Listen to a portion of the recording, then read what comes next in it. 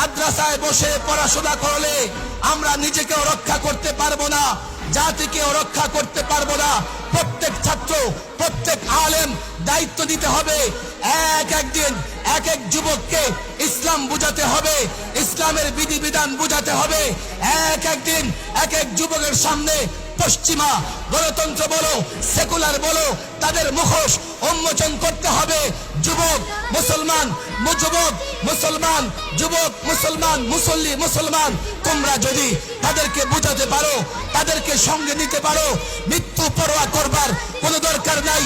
মৃত্যু আসলে মৃত্যু আসবে, যুবককে সঙ্গে নাও, মুসল্লিকে সঙ্গে নাও, তোমার আত্মীয় স্বজন তাদেরকে বুঝিয়ে সঙ্গ নাও, কাফেলা তৈরি করো, ঐক্যবদ্ধ হও। জালেম দুনিয়া, কুফার দুনিয়া, মুশরিক দুনিয়া জ্বালিয়ে দাও। আমরা এক ঐক্যবদ্ধ ক্ষমতার কারণে লড়াই করি না, আমরা মানবাধিকার প্রতিষ্ঠার জন্য লড়াই করব। যারা ভুয়া মরিচিকা দেখিয়ে মানবাধিকারের কথা বলে আমাদের